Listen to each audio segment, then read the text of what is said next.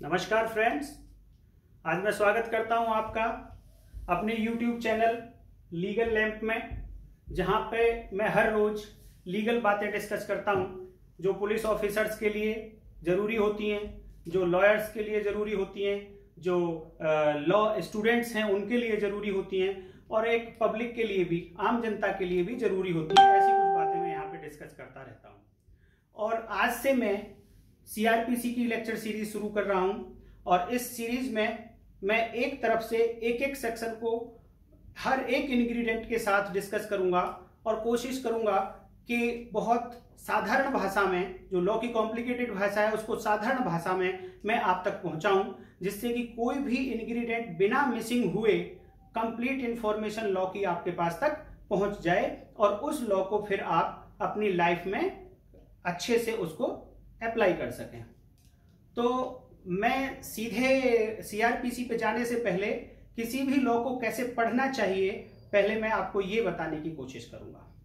तो सबसे पहले देखिए, आज मैंने अपना टॉपिक का भी नाम यही रखा है कि method of reading any enactment. किसी भी एनेक्टमेंट को कैसे पढ़ें, ये बड़ी इंपॉर्टेंट बात है।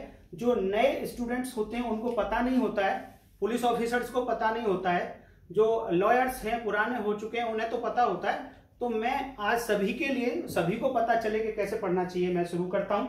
सबसे पहले किसी भी एनेक्टमेंट का एक नाम होता है, वो नाम हमें पूरा पता होना चाहिए। कंप्लीट नाम किसी भी एनेक्टमेंट का हमें पता होना चाहिए और उसको शॉर्ट में क्या बोलते हैं, उसकी एब्रीविएशन फॉर्म क्या है, वो भी हमको पता होना चाहिए। सबसे पहला टॉपिक नाम, उसका एनेक्टमेंट का नाम हमको पता होना चाहिए। नंबर दो पे number of enactment along with year in which the act was passed। Number हमें एक हर एक्ट का नंबर दिया जाता है और ये नंबर कैसे दिया जाता है मैं आपको बताता हूं कि हर साल पार्लियामेंट में कुछ ना कुछ एक्ट पास होते रहते हैं। तो साल के शुरू में सबसे पहला जो एक्ट पास किया पार्लियामेंट ने, उसको एक नंबर एक्ट दिया जाता है उस ईयर का।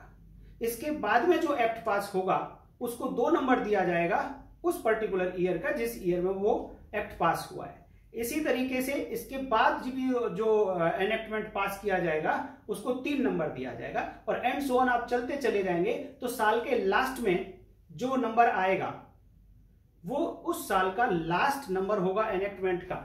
और जब साल बदलेगा, जब ईयर बदलेगा, सपोज 1973 में कोई एक एक्ट पास हुआ और उसका लास्ट एक्ट 200 नंबर था, 1973 का 200 था, तो उस लास्ट एक्ट का नंबर आ जाएगा एक्ट नंबर 200 ऑफ 1973।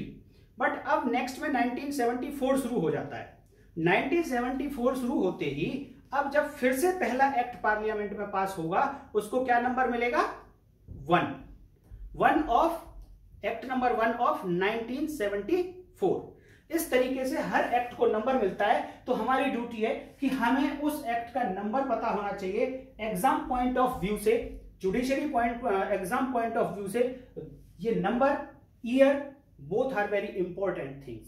सो हमें ये नंबर पता होना चाहिए एक्ट का, जिस भी एक्ट को हम पढ़ें, और वो नंबर किस ईयर का है वो भी हमको पता होना चाहिए। नंबर और ईयर कैसे आएंगे वो मैंने आपको बता दिया। इसके बाद में तीसरा पॉइंट होता है कि अब एक्ट पास हो गया, उसके बाद में उसे गैजेट नोटिफिकेशन में पब्लिश किया जाता है। तो वो डेट हमको याद होनी चाहिए। तीसरे पॉइंट है कि वो डेट हमको पता होनी चाहिए जिस डेट पे इसका नोटिफिकेशन हुआ है, इस एक्ट का। उस दिन से माना जाता है कि वो एक्ट अब एनफोर्स हो गया है। तो तीसरा पॉइंट क्या हुआ किसी भी एक्ट को पढ़ने के लिए कि डेट हमें पता होना चाहिए नोटिफिकेशन की। चौथा पॉइंट है कि हर एक्ट का, ध्यान देना, मैं आपको फिर बता रहा हूं, कोई भी एक्ट क्यों ना हो, हर एक्ट का एक प्रीएम्बल होता है, हर एक्ट का एक ऑब्जेक्टिव होता है जो 2, 3, 4 लाइन में लिख दिया जाता है। वो प्रीएम्बल उस पूरे के पूरे एक्ट का निचोड़ होता है। वो बहुत इंपॉर्टेंट चीज है, आप उसको मिस ना करें कभी। जब भी कोई एक्ट पढ़ें तो आप उसका प्रीएम्बल जरूर, सबसे पहले प्रीएम्बल पढ़ें, ऑब्जेक्टिव पढ़ें, जो आपको एक्ट के बिल्कुल स्टार्टिंग में मिलेगा, तो उसे या तो प्रीएम्बल का नाम दे दिया जाता है या उसका ऑब्जेक्टिव ऑफ द एनेक्टमेंट बोल दिया जाता है। तो ये चौथा पॉइंट है जो इंपॉर्टेंट पॉइंट है, हम कभी भी मिस ना करें। ध्यान देना, मैं तो कभी मिस नहीं करूंगा, आपने भी कभी मिस नहीं करना है कि उसका प्रीएम्बल क्या था। क्यों? क्योंकि जब भी आप एक्ट को आगे पढ़ेंगे, कहीं कोई एम्बिग्युइटी आएगी, कहीं कोई आपको प्रॉब्लम आएगी किसी लॉ को समझने में, तो आपको ये एनेक्टमेंट, ये प्रीएम्बल, ये ऑब्जेक्टिव ही आपको हेल्प करेगा उस एक्ट को कंप्लीटली समझने में। पांचवा पॉइंट क्या देखें, यहां तक मोस्टली बातें, बेसिक सी बातें कंप्लीट हो जाती हैं, बट मैं एक्स्ट्रा दो चीज और बताना चाहूंगा कि बाकी कुछ भी लॉ पढ़ने से पहले आप ये दो बातें और जरूर पढ़ें। ये एक सेक्शन बनाई जाती है जो किसी भी एक्ट के लास्ट में मिलेगी आपको, उसका हेडिंग होता है सेविंग्स, सेविंग्स एंड रिपीलिंग्स। दोनों की दोनों हमें पहले ही पढ़ लेना चाहिए, इन चारों बातों के साथ में इनको भी हमें साथ में ही पढ़ लेना चाहिए। क्या होता है, अगर एक्ट बिल्कुल नया बनाएं तब तो उस एक्ट में देखो ये दो चीजें होंगी ही नहीं, सेविंग भी नहीं होगी, रिपीलिंग भी नहीं होगा। लेकिन किसी भी एक्ट की जर्नी कैसे होती है कि पहले कभी कोई एक्ट रहा होता है, उसमें अमेंडमेंट किया जाता है और देन फिर एक नया एक्ट पिक्चर में आता है। तो उस समय होता यह कि पिछले एक्ट में से कुछ प्रोविजंस को रख लिया जाता है और बाकी के प्रोविजंस को रिपील कर दिया जाता है, हटा दिया जाता है। तो लास्ट में, एक्ट के लास्ट में जाके बताया जाएगा कि पुराने लॉ में से, पुराने एक्ट में से क्या क्या हमने बचा के रखा है इस नए एक्ट में और क्या क्या रिपील कर दिया गया है।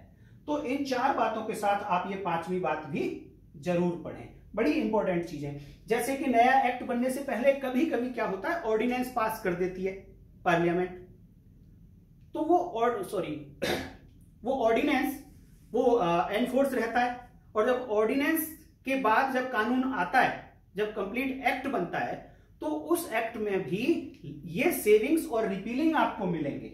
ऑर्डिनेंस से पहले चाहे कोई एक्ट नहीं था, लेकिन ऑर्डिनेंस आया, देन फिर एक्ट पास हुआ, तो उस एक्ट में भी सेविंग्स एंड रिपीलिंग्स आपको मिलेंगी और उसमें लिखा गया कि उस ऑर्डिनेंस में से क्या क्या यहां पे बचा के रखा जा रहा है इस एक्ट में, और उस ऑर्डिनेंस को हमने रिपील कर दिया है।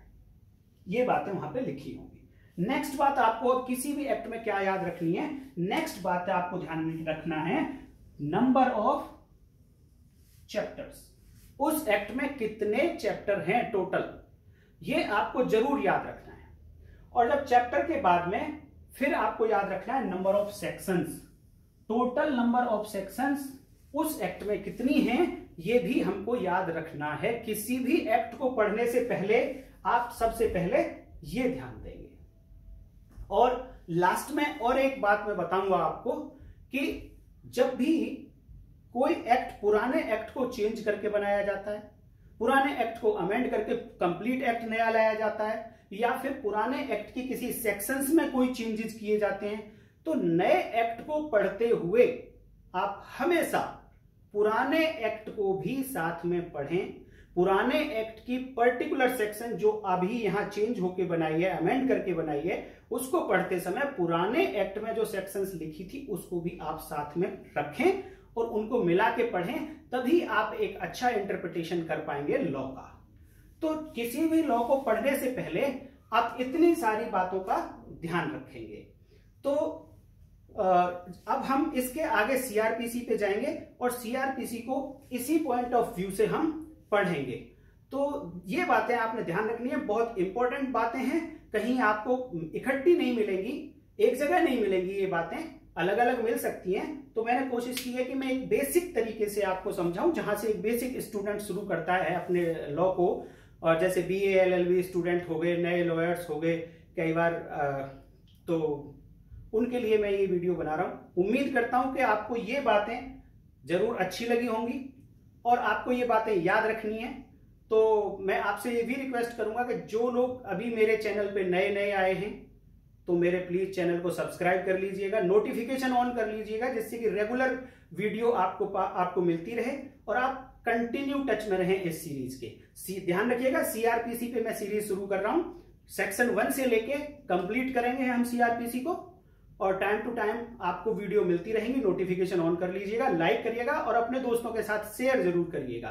थैंक यू, धन्यवाद, जय हिंद।